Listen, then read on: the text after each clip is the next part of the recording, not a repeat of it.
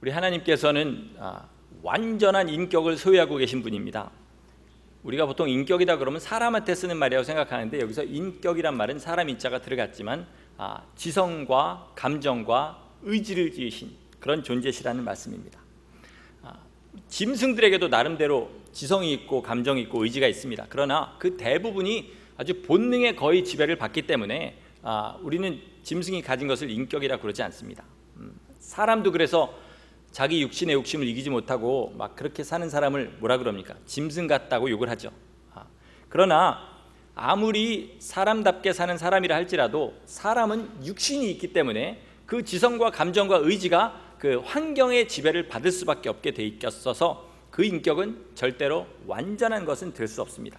그러나 우리 하나님의 지성과 감정과 의지는 완전하십니다. 우리 하나님을 표현할 때 모든 것을 아신다 이렇게 얘기하죠. 하나님은 모든 것을 아시기 때문에 무엇을 더 배우실 필요가 없고, 그리고 그가 내리시는 판단은, 그가 내리시는 심판은 하나도 어긋나는 것이 없다. 그래서 우리 하나님의 지성은 완전한 것입니다. 하나님의 감정도 완전한 것이어서 우리 하나님은 사랑할 자를 사랑하시되, 요한복음 13장에 뭐라 하냐면 예수께서 그 속한 자들을 사랑하시되 자기 사람들을 사랑하시되 끝까지 사랑하시니라. 그러니까 사랑하실 자는 끝까지 사랑하시고 미워하시는 자는 끝까지 미워하시는, 죄를 미워하시되 끝까지 미워하시는, 어떤 환경과 조건과 사람들의 어떤 영향을 받지 않으시고 스스로 옳다 여기신 것을 끝까지 옳다 생각하시고 스스로 사랑하실 만한 자들을 끝까지 사랑하시는 완전한 감정을 가지신 분입니다. 그분의 의지 또한 사람의 것과는 달라서 환경과 조건의 지배를 받지 않으십니다. 그래서 하나님께서 말씀으로 천지를 창조하셨다 이렇게 얘기하지만 실제로는 하나님이 의지를 가지신 그 순간에, 그렇죠? 하나님이 천지를 창조하시겠다 마음먹은 그 순간에 천지가 하나님의 말씀에 순종해서 그대로 이루어진 겁니다. 그러니까 우리는 뭐냐면 하나님의 의지에 실현된 그런 존재들이라는 겁니다. 사람의 인격도 하나님의 인격을 따라서 지음을 받았습니다. 그렇죠? 창세기에서 뭐라 그럽니까? 우리가 사람을 만들 때 우리의 형상과 우리의 모양을 따라, 그렇게 해서 우리들은 하나님의 형상과 모양을 따라 지음받았는데, 겉모양만 그렇게 지음받은 것이 아니라 우리 안에 있는 인격도 하나님의 그것을 따라 지음을 받았습니다. 그래서 우리가 주의 말씀을 순종하기만 하면 우리도 하나님의 성품을 가질 수 있는, 하나님의 성품에 참여할 수 있는 그런 기회를 얻은 존재들이라는 겁니다. 자, 문제는 어디 있습니까? 이제 이 지성과 감정과 의지, 우리의 인격을 하나님 뜻대로 다스리는 것이 정말로 어렵다는 데 있습니다. 좀 아는 거 싶으면 또 감정에서 교만함이 올라오고, 감정이 막 동하면 의지력이 약하든지 아니면 아는 게 너무 없든지 이렇게 돼가지고 하나님을 섬기기가 참 어려워지고 하나님의 성품대로 되기가 어렵습니다. 우리 유대교 신앙의 특징 중에 하나는 뭐냐면 교육된 신앙이라는 겁니다. 어렸을 때 믿음의 집안에서 태어나서 하나님의 율법을 어릴 때부터 어머니가 아버지가 가르쳐서, 그래서 계속 믿음으로 자라서 그것이 자기의 인격이 되고 자기의 생활이 된, 그렇게 해서 하나님을 섬기도록 만들어진 신앙이 뭐냐면 유대교 신앙입니다. 이에 반해서 우리 기독교, 특별히 요즘 현대 개신교의 신앙은 뭐냐면 어떤 특별한 계기, 즉 성령께서 우리의 감정을 막 이렇게 흔들어 놓으셔가지고 그 마음속에 감동을 통해서 예수 그리스도를 주로 영접하고, 그렇게 돼서 신앙생활을 시작하는 경우가 참 많이 있습니다. 그렇게 신앙생활을 시작한 사람들은 그런 경험 없이 교회만 다닌 사람들을 죽은 신자다 이렇게 서슴없이 표현할 정도로 지금 현대교회에서는 하나님이 주시는 감동과 감화, 내 마음속에 어느 날 갑자기 확 밀려 들어오는 그런 어떤 기름 부음, 이런 것들을 중요하게 생각합니다. 여러분도 지금 첫사랑을 회복하기 위해서 그런 기름 부음을 다시 받기를 바라시는 분들이 참 많을 겁니다. 저도 그런 마음이 있습니다. 근데 제가 여러 사람의 신앙을 살펴보고 특별히 제 자신의 신앙을 제가 살펴보면서 여기에 문제점이 있는 걸 하나를 발견하게 됐습니다. 그건 뭐냐면 제 믿음이 실제로 성장하는 시절은 성령님께서 막 뜨겁게 눈물을 부으시는 그런 때가 아니라 바짝 마른 건기라는 겁니다. 광야를 지날 때 제 믿음은 실제로 자라고 있다는 겁니다. 그러니까 우기가 아닌 건기에, 그리고 가나안 땅이 아닌 광야에서, 그리고 태평성대가 아닌 전쟁의 때에서 우리의 믿음은 더 성장하고 있다는 겁니다. 그런데 감동과 감화는 뭡니까? 여러분, 우리 주님께서 성령을 처음 받으셔서 성령님께서 우리 예수 그리스도의 마음 가운데 감동과 감화를 주셔서 맨 처음에 하신 일이 뭡니까?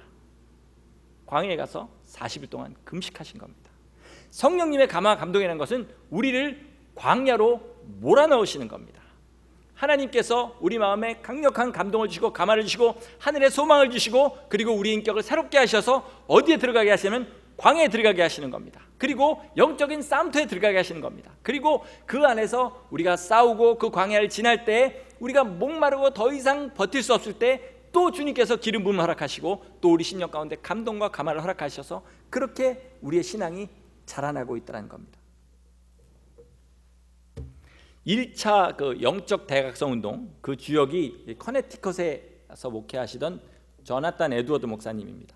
그 목사님이 쓰신 글 중에 신앙 감정론, 원어 제목으로는 Religious Affection이라는 그런 책이 있습니다. 그건 뭐냐면 감정이 보석 감정하는 그 감정이 아니라 감정, 우리가 주님을 향한 순수한 사랑, 정말 우리의 신앙이란 것은 하나님을 향한 숭고하고 티 없는 사랑이 그 신앙의 가장 중심에 있는 것이다. 이 설명을 하는 겁니다. 그러니까 하나님을 사랑하는 것이 우리 신앙이다 이렇게 얘기하는 건데, 재밌게도 그 사랑이라는 것을 설명하는 그 조나단 에드워드 목사님의 그 어조는 누구보다 논리적이고 누구보다 이성적입니다. 즉 하나님을 향한 사랑이라는 것이 그렇게 우리가 생각하는 것처럼 남녀간의 뜨거운 사랑 또는 우리 심령에 막 복과 저르는 그런 눈물이나 이런 이런 감탄이 아니라 정말로 정제되고 깎이고 그리고 불순물이 다 제거된 상태로 오직 어떤 상황에서도 하나님만을 진심으로 사랑할 수 있는 그 정제된 사랑이 하나님이 받으신 사랑이고 그것이 우리의 신앙이다 이렇게 얘기하는 겁니다. 제가 이스라엘 다녀오고 그 다음 주에 우리 수련회 갔다 왔지 않습니까? 그러다 보니까 이렇게 말씀을 전하고 기도하는 패턴이 있는데 그게 좀 무너졌습니다. 그래서 지난 한 2주 동안 말씀을 준비하기가 정말로 어려웠어요. 왜냐하면 뭐가 패턴이 무너져가지고 잘 안 되더라고요. 그리고 마음이 이렇게 패턴이 무너지니까 괜히 건조한 것 같고 뭔가 감동이 안 오는 것 같고 괴로운 시절을 그렇게 보냈습니다. 그런데 주님께서 이제 말씀은 매주 다음 주에 전할 말씀을 그 주일에 또 주시니까 이 말씀을 지난 주일에 받았습니다. 근데 받고 나서 이제 또 어떤 말씀을 전해야 되는지 감동이 안 오고 있는 중에 지난 금요일 오후에 하나님께서 왜 이 말씀을 저에게 주셨는지 알게 되는 그런 감동을 주셨습니다. 그건 뭐냐면 감동을 의지하지 말고 약속을 의지해야 된다는 겁니다. 감동을 의지하지 말고 약속을 의지해야 된다는 겁니다. 감동이라는 것은 하나님이 주시는 약속에 나의 인격이 반응하는 것이 감동입니다. 그렇죠? 그런데 그럼 하나님께서 주시는 약속이 제 인격이 반응하지 않는다고 해서 취소되는 게 아니지 않습니까? 그렇죠? 내가 단맛을 못 느낀다고 해서 꿀이 달지 않은 것이 아닙니다. 내가 보지 못한다고 해서 빛이 없는 것이 절대로 아니라는 것처럼 우리 믿음이 온전히 자라기 위해서는 감동과 어떤 내가 동기부여가 될 때만 움직이는 이런 신앙생활에서 벗어나서 감동이 없더라도 내 마음에 동기부여가 없더라도 어떻게 된다는 겁니까? 하나님의 약속이 변치 않으시기 때문에, 그렇기 때문에 우리 삶이 동일하게 주님 앞에 드려지는 삶을 살아야 된다는 그런 감동을 주신 겁니다.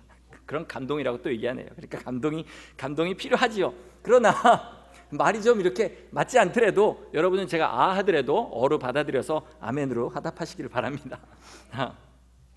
오늘 본문에서 여호수아가 하는 말의 요지가 그겁니다. 뭐냐면 24장 처음부터 쫙 읽으면 아브라함 때부터 시작합니다. 그래서 하나님께서 너희를 이렇게 여기까지 다 인도하셨다. 그러니까 지금 너희가 살고 있는 집도 하나님이 너에게 주신 것이다. 너희가 진 것 아니지 않냐. 너희가 먹고 있는 포도원이나 감나무의 열매도 너희가 기경한 것이 아니지 않냐.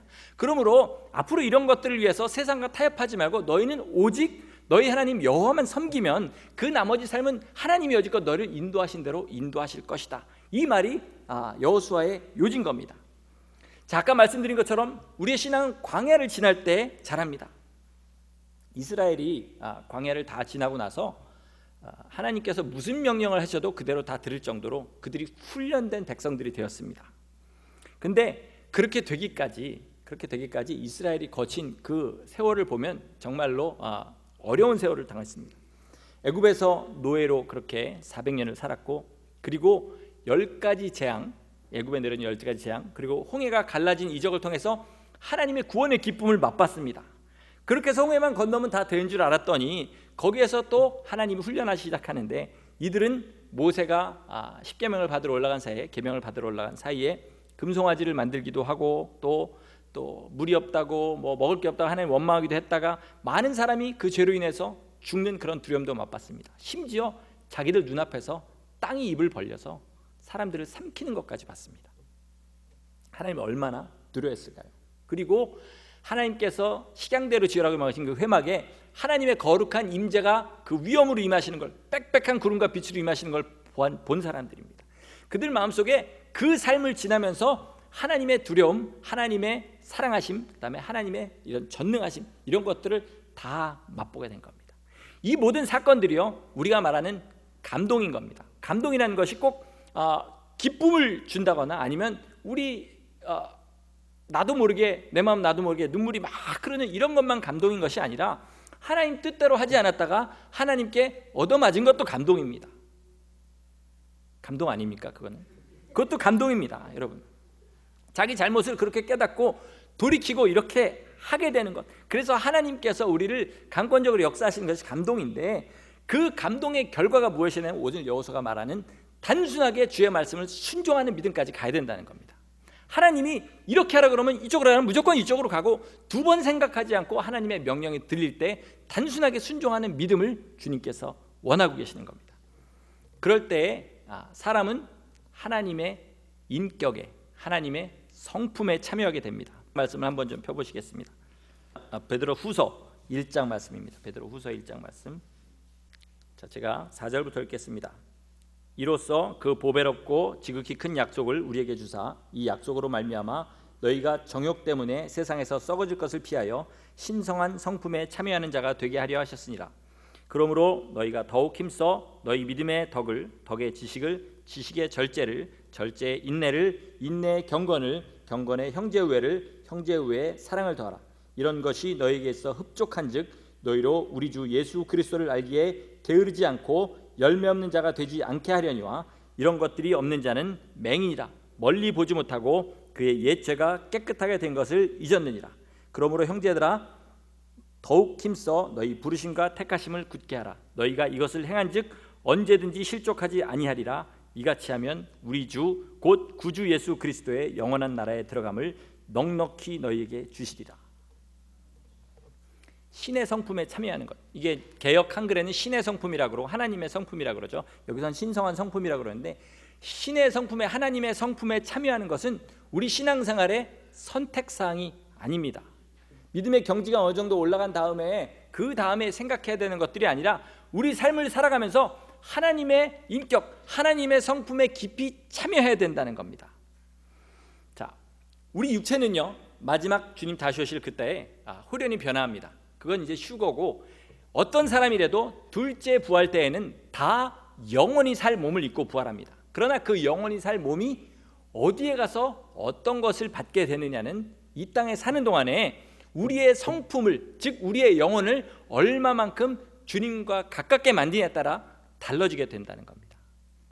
그러니까 이 땅에서 나 예수 믿습니다 이거 한마디 한 사람이 그 성품이 변하지도 않고 하나님과 가까워지지도 않으면서 참으로 세상에 욕심을 가지고 살고 음란한 마음을 가지고 살고 탐욕을 가지고 살고 남을 미워하고 살면서도 나는 예수 믿습니다 요 말 한마디 한 것 때문에 천국에 가서 그 성품이 갑자기 하나님의 성품으로 바뀌어서 그 천국의 것을 누리게 되는 것이 아니라는 겁니다. 이 땅에 사는 동안에 우리는 하나님의 성품을 날마다 닮아가야 됩니다. 그 과정이 이제 나오는 거죠. 믿음의 덕이란 것은 믿음대로 순종하는 삶인데, 그 순종한 삶이 뭐냐면 남을 이롭게 하는 겁니다. 믿음을 가지고 믿음대로 행할 때 남을 이롭게 하게 되고, 그 실제로 행하는 것을 하면서 하나님을 체험하게 될 때 우리 안에는 영생을 아는 지식이 생기게 됩니다. 하나님을 아는 지식이 생기게 되죠. 그러면 우리가 지식이 생기면 생길수록 처음에는 그냥 믿음의 뜨거움만 가지고 막 날뛰다가 어떻게 되냐면 해야 될 것과 하지 말아야 될 것, 그리고 하나님이 기뻐하시는 순종과 기뻐하시지 않는 우리만의 그런 오버하는 순종이 무엇인지를 알게 되고 절제하게 됩니다. 절제하면서 어떻게 되냐면 내가 원하는 대로 하나님 이루어주시는 것이 아니구나, 하나님께서 하나님의 뜻을 이루도록 나는 그저 순종만 하는 것이구나, 이것을 알게 되는 것이 뭐냐면 인내입니다. 그래서 어떤 분은 나한테 하나님 맡겨주신 일이 있는데 내대 이루든지 아니면 하나님께서 내 다음 사람에 이룬다 할지라도 나는 지금 주님께서 주신 말씀을 순종하는 것이 나의 일이다, 이런 걸 깨닫는 거죠. 그게 바로 인내인 것입니다. 자, 인내가 더하게 되면 거기에 경건이 더하게 되는데, 경건이라는 것은 자기가 섬기는 대상을 담는 삶을 경건이라고 그러는 겁니다. 즉 우리 주 예수 그리스도께서 이 땅에 사신 삶을 우리도 살게 되는 것이죠. 예수 그리스도께서 왜 그 12제자만 그렇게 기르기를 원하셨겠습니까? 주님도 얼마든지 그 마음에 더 많은 사람들을 주님의 생명 가운데 인도하시고 싶지만 아버지의 뜻을 따라서 아버지가 내게 주신 자만 주님께서 그렇게 하신 것입니다. 마찬가지로 우리도 주님 뜻대로 살려고 하는 마음이 생기고 주님을 알게 되고 우리의 믿음을 절제하게 되고 그리고 인내하게 되면 주님의 마음을 알게 됩니다. 그리고 그 다음에 갖게 되는 게 뭐냐면 형제 우애인데, 원어를 보냐면 이게 필라델피아라고 썼습니다. 필레오 사랑을 가지고 자기 형제를 하는 것인데, 요한복음 15장에 보면 주님께서 뭐라 하면 사람이 친구를 위하여 목숨을 버리면 이보다 더 큰 사랑이 없다, 이렇게 얘기하시는 거로, 우리가 주님의 마음을 알게 되면 한 사람을 위해서 내 목숨을 버릴 수 있는 그런 사랑을 깨닫게 됩니다. 그때 마지막에 얘기하는 사랑이라는 것이 뭐냐면 원어상으로 아가페, 하나님께서 모든 인류를 사랑하셔서 아들을 내어주신 그 사랑을 깨닫게 되는 거죠. 그러니까 이 전체를 통해서 어떻게 되냐면 하나님의 온전한 성품에 참여하게 되는 겁니다. 그러니까 하나님의 그 온전한 성품에 어디까지 참여하느냐에 따라서 우리가 하늘나라에서 가서 주님의 영광에 참여하는 정도가 다른데, 이것을 뭐라 그러면 상이라 그러는 겁니다. 즉 하나님께서 누리시는 완전한 영광을 함께 누리기 위해서 이 땅에 사는 동안에 하나님의 성품에 완전히 참여한 자가 되면 그 나라에 가서 하나님의 영광을 다 누리게 되는 거죠. 만약에 음식이 8가지의 신비한 맛이 조화된 음식이 있다고 해보겠습니다. 그 맛을 알기 위해서는 어떻게 됩니까? 우리가 그 8가지 미각을 다 가지고 있어야 됩니다. 그래서 미국 사람들은 짠맛, 단맛, 그리고 쓴맛, 요 3가지밖에 못 느낀다 그럽니다. 미국 사람들한테 그런 얘기 하지 마세요. 근데 하여튼 미국 사람들은 요 3가지밖에 못 느낀다 그럽니다. 그리고 중국같이 오래된 역사를 가진 나라는 7가지 맛까지 느낄 수 있다 그럽니다. 그러니까 무슨 말인지 아시겠죠? 우리가 하늘나라에 갔을 때 하나님의 영광이 충만하게 그 나라에 찼다 할지라도 우리가 이 땅에서 하나님의 성품을 입는 만큼만 우리가 그 기쁨을 누릴 수 있게 된다는 그런 말씀입니다. 하나님의 성품을 가지는 데까지 우리한테 가장 필요한 게 뭡니까? 절대적인 순종입니다. 절대적인 순종. 두말하지 않고 처음에는 왜 이 말씀을 순종해야 되면 왜 이렇게 하나 그렇게 생각하게 되지만 점점 주님의 말씀에 순종해서 하나님이 역사하시는 걸 깨달을수록 우리의 순종은 아주 단순해집니다. 이것이 하나님의 말씀이야? 그럼 나는 해야 돼.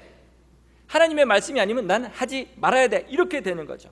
그러니까 주님이 예비하신 그 축복이 있습니다. 제가 목회를 하다 보니까 어려움 당하시는 분들도 있고 또 제가 위로해야 될 일이 생길 일이 참 많이 있습니다. 그런데 점점 세월이 지날수록, 얼마 지나지 않은 세월이지만 제가 할 수 있는 말이 제한되는 것을 느낍니다. 그러니까 하나님이 이 고난 뒤에 분명히 예비하신 축복이 있습니다. 그것은 사실이죠. 이 고난만 지나면 반드시 그 축복이 바로 따라올 겁니다. 이건 거짓말입니다. 그죠? 하나님이 무슨 계획을 어떻게 하시는지 모르기 때문에 저는 주님만 믿고 따라가시면 언젠가는 주님의 때에 그 축복이 이룰 겁니다. 이렇게밖에는 얘기를 못하겠습니다. 그리고 그 사람의 부족한 것이 있으면 다른 곳에 풍족한 것을 또 연결해 주는 역할을 하고 또 이렇게 하는 것, 그리고 제가 힘을 다해서 그분을 위해서 기도해 주는 것, 이거 외에는 제가 할 수 있는 것이 없다는 것을 깨닫게 되는 거죠. 왜냐하면 하나님께서 다 각 사람에게 그 사람이 최고로 가질 수 있는 하나님의 성품에 참여하기를 원하시기 때문에 그 삶에서 주시는 기쁨이나 고난이나 다 하나님의 인도하심이니까 제가 제 마음대로 성경을 가지고 소설을 써서는 안 된다는 거죠. 그러므로 여러분 믿음으로 주님을 따라가시되 마음속에 혼자서 각본을 써놓고 이렇게 지나가면 이것이 기다리고 있을 거고, 이런 식으로 믿는 믿음에서 벗어나셔야 됩니다. 그리고 그저 내 앞에 길이 열려 있으면 걷고 길이 닫혀 있으면 잠깐 멈춰서 기도하고, 이런 삶을 사시는 것이 하나님이 우리를 붙들고 쓰실 수 있는 그런 사람이 되는 길이라는 겁니다. 하나님 여리고를 무너뜨리는 방법을 가르쳐 주시죠. 하루에 뭐 한 바퀴를 돌고 마지막 날엔 7바퀴를 돌고 양각나팔을 들고 소리를 지르고.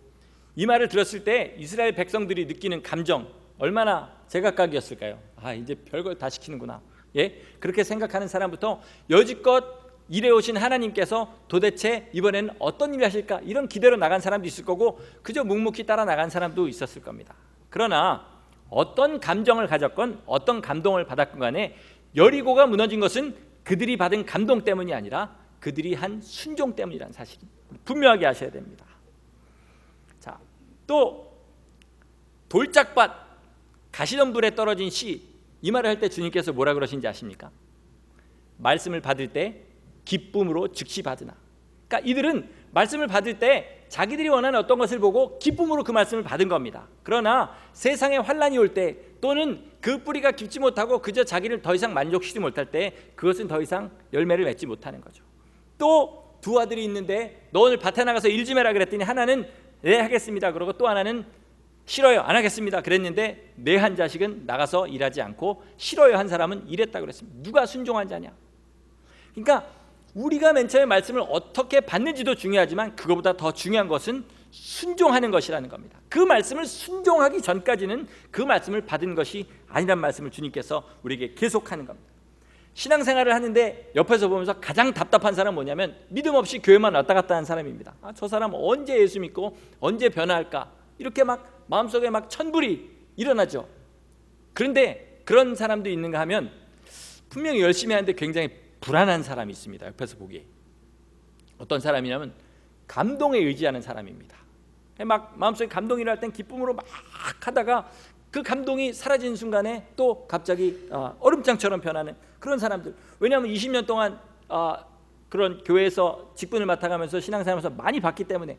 그래서 저는 그 왜 남자 여자가 사귀려면 4계절을 지나봐야 된다는 얘기처럼 성도도 한 4계절은 봐야 된다 이렇게 생각합니다.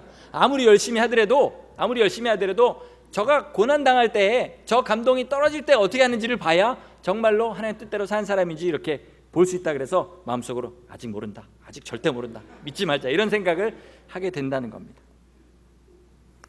감동을 바탕으로 하는 사람보다 더 믿음 있게 하는 사람은 영적으로 사리를 분별할 수 있는 사람. 이런 분들, 말씀에 비춰봐서 이렇구나 그러고 스스로 생각해서 자기 길을 결정한 사람. 그런데 가장 마음이 놓인 사람 누구냐면 그 심정 가운데 그 중심에 충성이 있는 사람입니다. 충성. 누가 뭐래도 변치 않을 하나님 말씀만 합니다. 하나님 뜻이면 나는 내 생명 바칩니다. 이런 믿음으로 주님 앞에 나온 사람, 이 사람들을 하나님께서 교회의 기둥으로 쓰시는 겁니다. 제가 지금 우리 교회가 앞으로 성장해 나가는데 그 사람을 기둥으로 쓰신다 이런 말씀 드리는 게 아닙니다. 마지막 때이기 때문에 정말로 믿음 있는 교회는 네 교회 내 교회 할 거 없이 주님 안에 함께 서야 되는데, 그 하나님이 세우시는 이 마지막 때의 교회에 기둥으로 쓸 수 있는 사람 어떤 사람이냐? 비가 불어도 바람이 불어도 흔들리지 않고 주의 말씀이면 충성스럽게 행하는 그런 사람입니다. 그렇기 때문에 이 충성이라는 것이 어디서 나오냐면 여지껏 우리가 살아온 삶에서 하나님의 말씀을 체험한 그 경험에서 나오는 신뢰입니다. 신뢰하는 사람, 하나님을 신뢰하는 사람한테는요, 하나님이 지금 내 마음에 오셔서 나를 감동하시냐, 나에게 눈물을 주시냐, 기쁨을 주시냐, 이것보다는 내가 세상 끝날까지 너희와 항상 함께하리라, 주님께서 하신 이 말씀 한마디가 나에게 더 평안이 되는 사람, 이 사람이 정말 충성으로 하나님을 섬기는 사람이죠. 제가 자주 말씀드리는 그 프랑스의 수사 로렌스 형제, 이분은 일생을 하나님의 임재 가운데 살았다 이렇게 얘기하는데, 그분이 하는 말 중에 이런 말이 있습니다. 내가 하나님을 일평생 섬길 수 있었던 비결은 우리 하나님께서 영원 불변하시고 그리고 항상 변치 않고 그 자리에서 천지를 충만하게 채우시면서 자기를 찾는 이에게 상 주시는 믿는 믿음. 그러니까 내가 주님 앞에 경배를 드릴 때 내 마음에 어떤 내 마음을 흔드는 감동이 없더라도 내 믿음 하나가 내 마음을 강하게 감동하는 그 믿음으로 온전한 기쁨으로 하나님 앞에 일평생 경배할 수 있었다 이렇게 얘기하는 거죠. 어떤 사람은요, 감동이 와도 순종하지 않습니다. 어떤 사람은 감동 오는 만큼만 순종합니다. 그런데 충성된 사람은 감동의 여부에 상관없이 하나님 말씀이면 무조건 행하고 봅니다. 일단 행한 다음에 하나님이 행하신 일을 보는 거죠. 그래서 이런 사람을 히브리서 5장에서 뭐라 하면 장성해서 단단한 식물을 먹는 자다 이렇게 얘기하고, 그 다음에 뭐라 하면 지각을 사용하여 분별하는 자, 연단을 받아 지각을 사용하여 분별하는 자 이렇게 얘기합니다. 그러니까 일생을 살아가면서 자기의 어떤 천방직축 갖고 하나님 쓰시지 못할 그 성품을 하나하나 깎임을 받고 쓰임을 받고 하나님을 체험하면서 연단을 받았더니, 그 다음에는 내 눈에 보이는 증거, 내 몸으로 느끼는 이런 증거보다 하나님의 말씀을 통해서 연단을 받아서 지각을 사용해서 그 말씀을 분별하게 될 때 이 사람은 어떤 사람이 되냐? 장성한 믿음의 사람이 된다는 말입니다.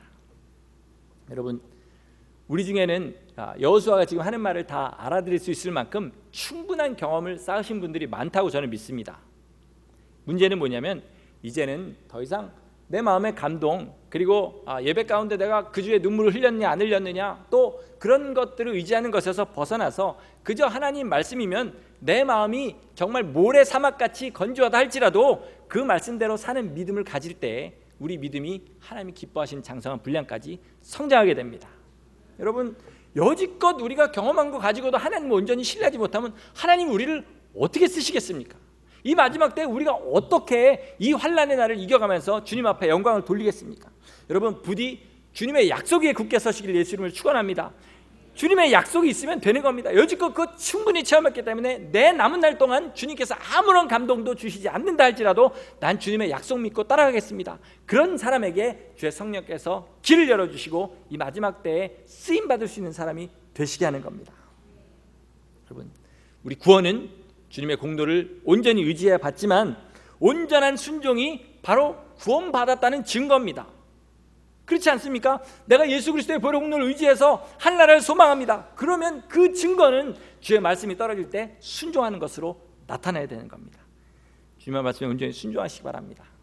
제 말에 순종하라는 얘기 아닙니다. 교회가 앞으로 이렇게 가니까 여러분 이렇게 해서 헌금 좀 많이 내세요, 뭐 아니면 이런 나 봉사하세요, 이런 말씀에 순종하시라는 얘기가 아니고 주님의 말씀에 순종하시라는 얘기입니다.